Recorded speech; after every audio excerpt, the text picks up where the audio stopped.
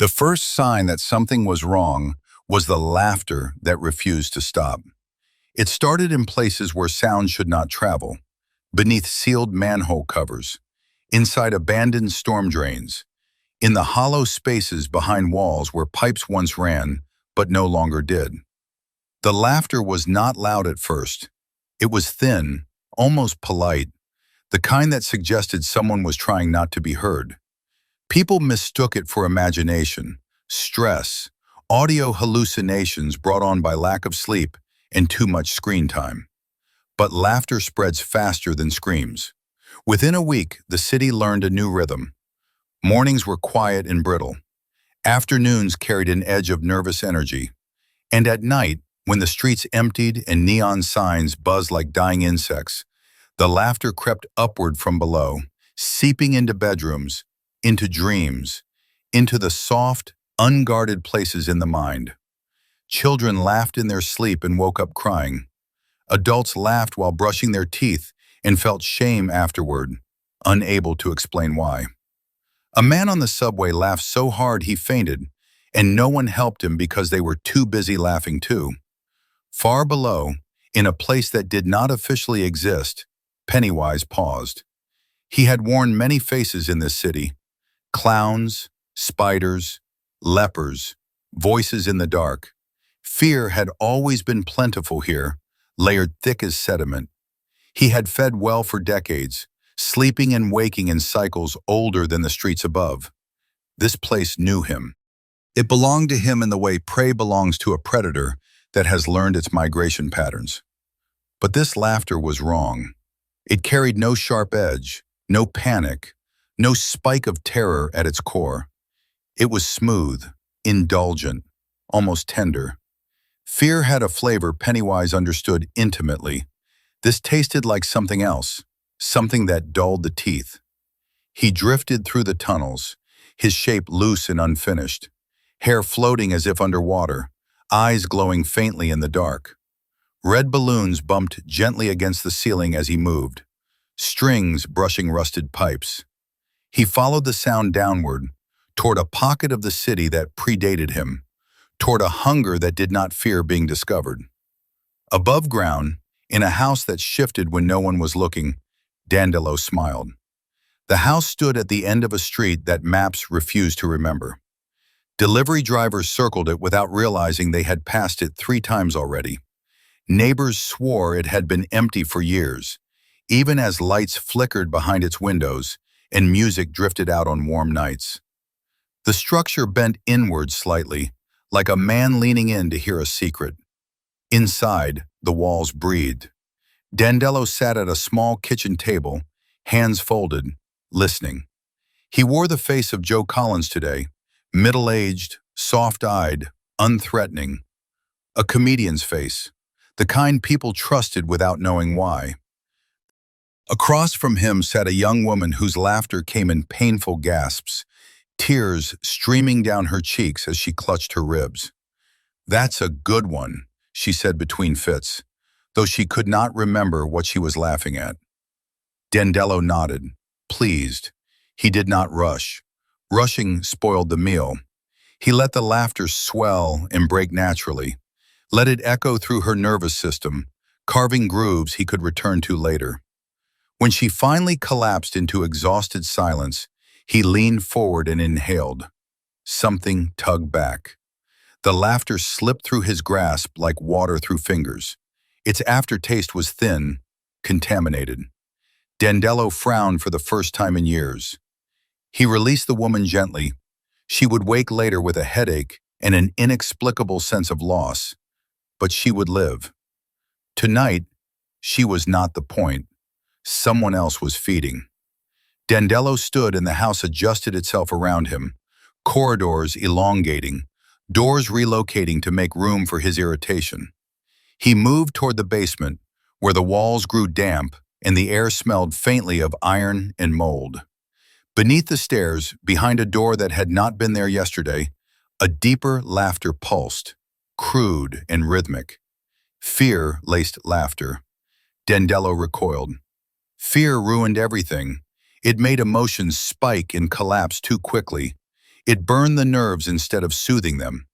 He had learned long ago that fear was a blunt instrument. Effective, yes, but wasteful. Whoever was doing this was not subtle. They were not careful. They were tearing open the city and gorging themselves without regard for the long game. In the dark, far below, Pennywise surfaced from a pool of black water and took a shape the city remembered. The clown's grin split his face wide as he inhaled a wave of panic from a child hiding under a bed somewhere above. It tasted good, familiar, comforting, and beneath it all, faint but persistent, that other flavor lingered. Sweet, warm, addictive. He snarled, "This is my house," he whispered, and the tunnels carried the words upward like a promise. The city began to dream of clowns and jokes on the same night. At first, the dreams blended together. A red balloon drifting through a birthday party. A man telling jokes that made no sense but felt necessary. Laughter echoing off tiled walls, chased by the sound of something skittering just out of sight. People woke sweating, hearts racing, mouths smiling against their will. Dandelo walked the streets in daylight, wearing different faces, sampling the air. He passed Pennywise once, without recognizing him, as a man in a raincoat standing near a storm drain. Their eyes met. For a fraction of a second, something old and predatory looked back at him. Dandelo felt a chill. Pennywise felt hunger sharpen. Neither smiled. That night, beneath the city, the laughter finally stopped. And in the sudden silence, two ancient instincts aligned on the same truth. There was not enough room for both of them. Silence is never empty, it is only waiting. When the laughter vanished from the city, people noticed immediately. The absence felt heavier than the sound had ever been. Sleep came hard. Dreams stalled halfway through, like films that lost their endings. Children stopped laughing in their sleep and began waking up screaming instead. Adults stared at nothing for long stretches of time, as if expecting a punchline that never arrived. Something had been interrupted. Mark Holloway noticed it because his job depended on patterns. He made his living stitching chaos into something watchable.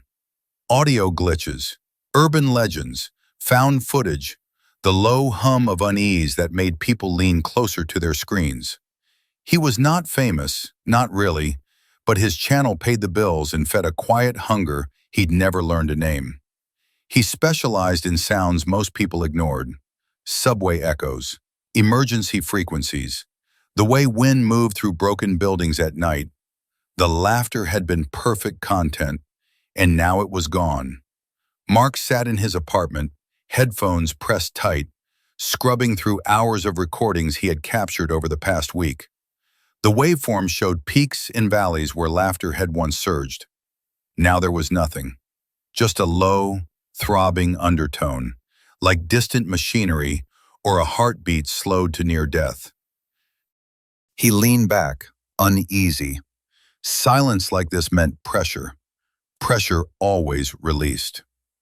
Below the city, Pennywise paced. His form refused to settle. Clown one moment, something bonier the next. A shape with too many joints, then none at all. The tunnels around him responded to his agitation, walls sweating, lights flickering where lights should not exist.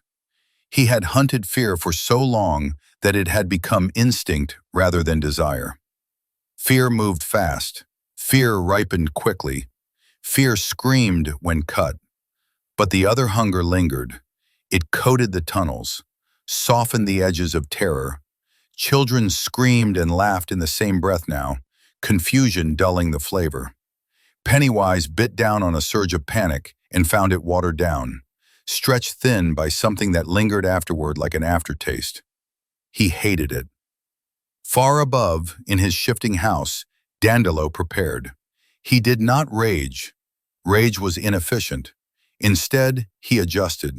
He moved victims carefully now, rotating neighborhoods, spreading his influence thin to avoid detection. He told jokes softly, stories without endings. He let people laugh and then gently nudge them toward comfort, toward trust. His house filled with guests who stayed longer than they meant to, basking in warmth they could not explain. Still, something pressed against his awareness. Fear seeped into his meals like grit between teeth. It ruined the texture, made laughter brittle, and beneath it all, he felt watched. Dandelo had survived a long time by understanding one truth. Predators did not share territory unless they had to. And if this one hunted fear, then it was reckless, dangerous, the kind that burned through resources and left wastelands behind. That would not do. Mark went looking for the silence. He packed his gear and followed the dead zones in his recordings, the places where sound dropped unnaturally flat. They clustered around old infrastructure, forgotten access points, maintenance tunnels that no one bothered sealing properly. The city had layers. Most people only lived on the top one. The storm drain on Mercer Street hummed faintly when he leaned close. Not laughter, something deeper. A vibration that made his teeth ache. He climbed down. The air changed immediately. Cooler, wetter. It smelled like rust and old water and something faintly sweet, like overripe fruit. His flashlight cut narrow cones through the darkness, catching glimpses of graffiti that seemed too old, symbols layered over symbols until meaning dissolved. That was when he heard it. Not laughter. Breathing. Heavy. Patient. Mark froze. The beam of his flashlight caught a shape ahead. A man, tall and thin, standing just beyond the reach of the light. He wore a raincoat that looked dry despite the damp air. His face was pale, almost luminous, eyes reflecting red for just a second before the light flickered. "You're not supposed to be here," the man said pleasantly. Mark swallowed. "I'm just recording ambient sound." The man smiled wider than necessary. "Are not we all?" Behind Mark, the tunnel shifted. The walls drew inward slightly, like lungs preparing to exhale. A second presence pressed against the space, unseen but immense. The air filled with the promise of laughter and screams tangled together. Dandelo arrived quietly. He wore Joe Collins' face, carrying a softness that did not belong underground. He looked at Mark with mild curiosity, then turned his attention to the man in the raincoat. "Oh," Dandelo said, "it's you." Pennywise's smile sharpened. "You're making a mess." "You're ruining the flavor," Dandelo replied calmly. The tunnel groaned. Mark backed away slowly, heart hammering. Every instinct screamed at him to run, but fascination pinned him in place. His camera was still recording. The red light blinked, unnoticed. Pennywise laughed then, a sharp, barking sound that ricocheted off the walls. The sound made Mark's vision blur. "You steal joy and call it art," the clown said. "I make them honest." "You break them," Dandelo said, "and broken things do not last." The temperature dropped. Pennywise's form elongated, joints popping, mouth stretching too far. Balloons emerged from nowhere, bumping against the tunnel ceiling. Dandelo did not change shape.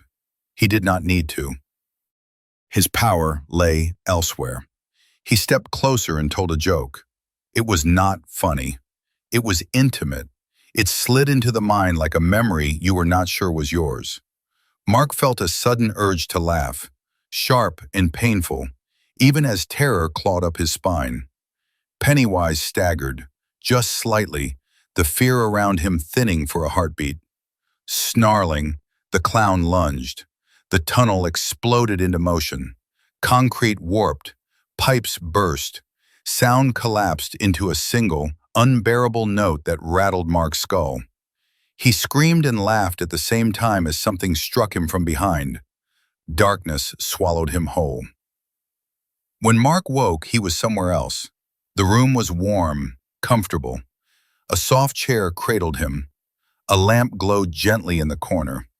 Dandelo sat across from him, hands folded, smiling with concern. "You had a fright," he said. "That happens sometimes." Mark tried to speak. Laughter bubbled up instead, unbidden. Tears streamed down his face. Dandelo leaned forward and inhaled deeply. Far below, Pennywise screamed, not in pain, in fury, and the city above shuddered, as if waking from a dream it did not want to remember. Mark learned, slowly, that comfort could be a cage. Days passed without markers.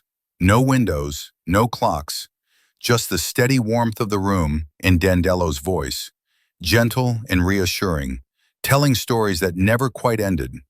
The laughter came easily now, too easily. It rose in him before thought, before fear, before memory. Sometimes it hurt, sometimes it felt like relief. Dandelo fed carefully. He did not drain Mark dry. He sipped. He let the man sleep, let him wake believing he had chosen to stay. That was the trick. Choice sweetened everything. Dandelo spoke of harmless things, childhood embarrassments, bad dates, office politics. Mark laughed, and the room seemed to brighten with each breath Dandelo took. But something was wrong. Fear still found Mark at the edges. In dreams, mostly. Dreams of drains and red balloons bobbing in black water. Dreams of a grin splitting wider and wider until it cracked the world open. Each time fear surfaced, Dandelo felt it like a bruise, a contamination. Somewhere beneath the house, something furious scratched at the foundation of reality. Pennywise was not gone. He had retreated deeper than he ever had before, into places where even the city forgot itself. He coiled around ancient pipes and bones of old constructions, nursing rage. Fear was still there, yes, but thinner now, diluted by a spreading numbness. Laughter without fear was poison to him. It softened prey, made them slippery, harder to crack. And yet, Mark Halloway's fear burned bright. Pennywise had tasted it, sharp, modern, laced with exhaustion and ambition and loneliness. It cut through the sweetness like a blade. Pennywise wanted it back. He followed the thread upward. The house resisted him. It folded corridors into knots. It erased doors. It whispered jokes into his mind, trying to smother instinct with comfort. Pennywise laughed and tore through it anyway. Walls split like wet paper. Furniture rotted at his touch. Balloons drifted ahead of him, lighting the way with their soft red glow. Dandelo sensed the breach and frowned. This had gone on long enough. He led Mark down into the basement, speaking softly as the house groaned around them. The laughter still came, but thinner now, stretched by something else. Mark stumbled, head swimming, awareness flickering like a dying signal. "What's happening?" he asked, and this time the laughter did not answer. "An interruption," Dandelo said, "but do not worry, I'll handle it."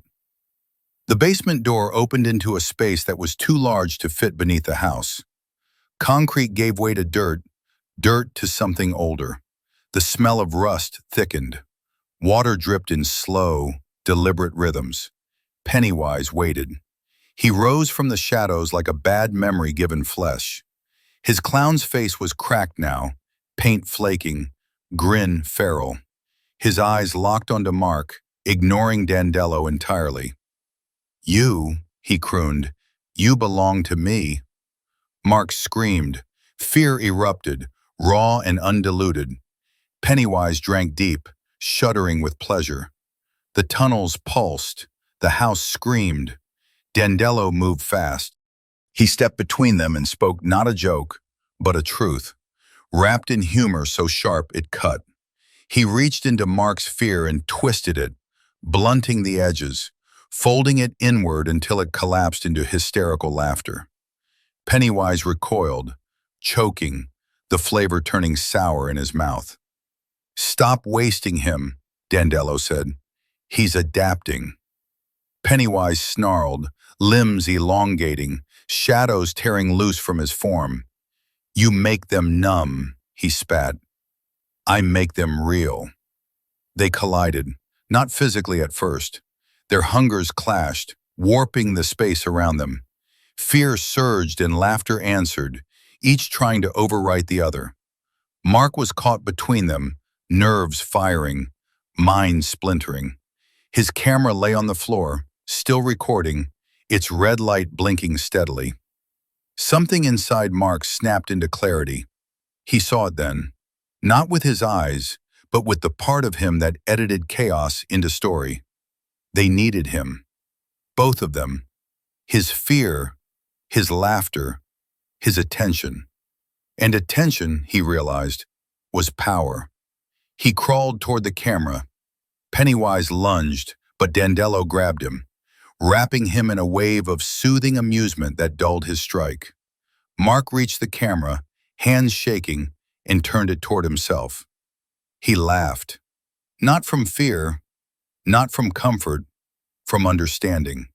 He spoke into the lens, voice trembling but steady, telling the story as it happened, naming the fear, naming the laughter, framing it, controlling the narrative. The act of recording grounded him, pulled him out of their grasp inch by inch. The house began to shake. Dandelo felt it first. The laughter he fed on was changing. It was no longer private, no longer intimate. It was performative, broadcast, thinned by distance and replication. Pennywise felt it next. The fear, once sharp, was being shared, dissected, diluted by commentary and reaction videos yet to come.